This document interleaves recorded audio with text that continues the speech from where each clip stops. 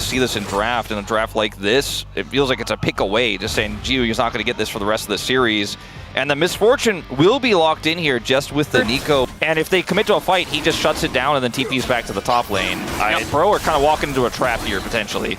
Unless Krako gets in and steals it, he's got the timing, but he is not going to get the Drake. And that is what he was looking for, as the big ult's going to come in from the Orianna. And already we have first blood going the way of Gideon as kind of a half-hearted attempt to get that dragon. And now we have... But although if you don't, which we don't, they don't have any. All right, we got Pantheon coming up. There's the knock-up. The Pantheon goes in. Gideon making it happen. And Morgan's just going to go down. Use his flash to try to get away from the Ornn ult. But yeah. You know, can they maintain a lead? Can they continue to macro well?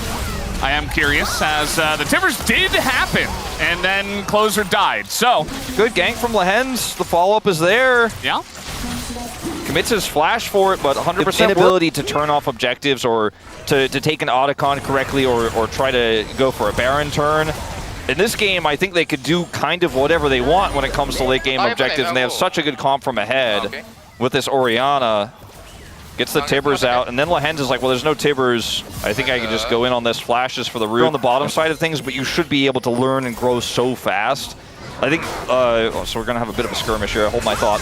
Yeah, the hook is down, and so just a bit of free damage on a Krako. I say a bit, it was 66% of his health. Palu's out, and the disengage cone comes in. Not that Nongshim could really close the gap, but it just kind of shows that, you know, bro, half-hearted engage, and then they realize that they've gone a little bit too far, even though it wasn't that far at all. Yeah, that should be this turret going over. So they already have feats of strength, but I'm proud to get first brick as well. It's going to force a teleport out of Closer. Just opens up the map so much more. It has to be, we smash these guys 3-0. They're not even close to our level, and that's what it looks like here in game one.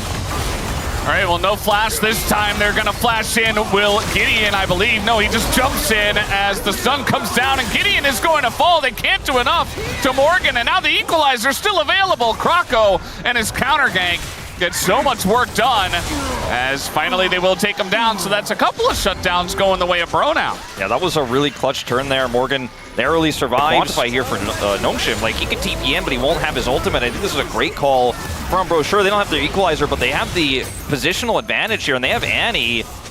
King is just going to decide to take a turret here instead, so they get something in exchange, but just not going to be able to take that team fight. Bro with a snap call on this one. I think you can look for his Kingan's on the flank. I feel like they're losing too much. Like, 2 turrets here, the mid turret goes down. They're losing their Raptors even. Like, Krako gets it, he's out of position. I think Nongshim's response to that was very good. Yeah, no, like, Bro want Nongshim to try to force that fight in a really disadvantageous position, and they get the fight when the dragon is spawning. This would be soul point for Nongshim, so they're trying to use this to crash into mid and get some prio on this dragon. But Kingan's on a flank again. Will be spotted by Morgan. Crash does go through.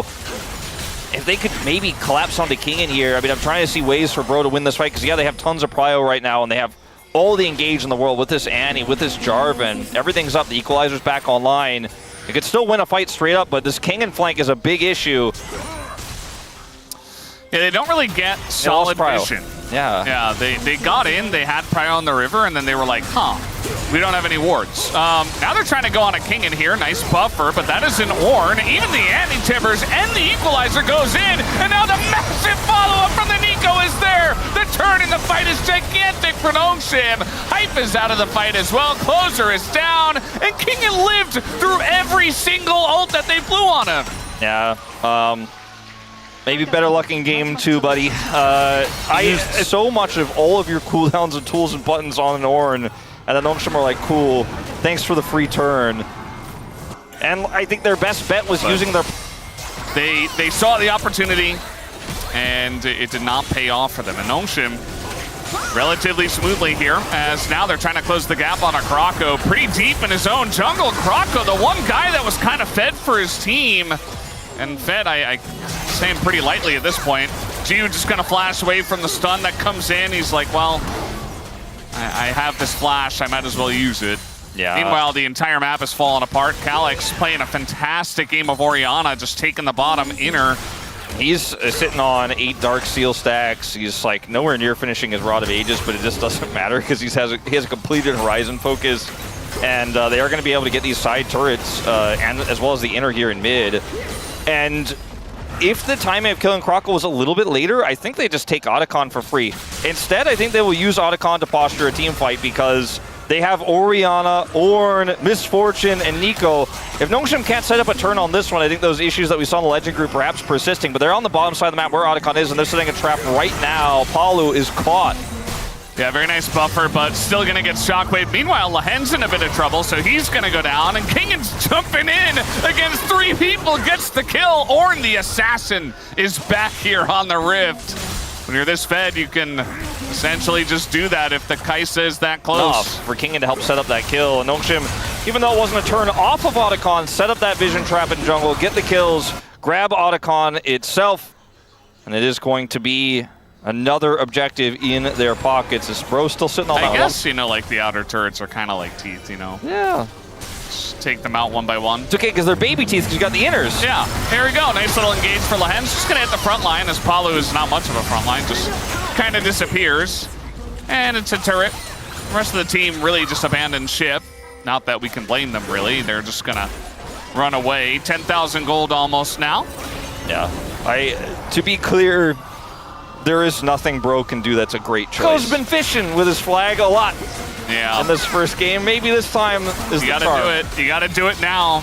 It's not gonna feel good, but you know, they've had some teeth pulled, so you gotta just send it. As in he goes, he's not gonna get the smite. Poor Croco, as at least he will get out for now. As, ooh, the max range knockup comes in into that piece of the wall.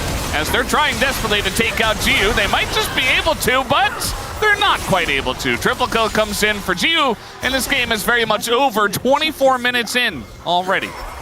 Yep, no Baron required. Got 5 players and a grand Starfall to celebrate. Oh boy.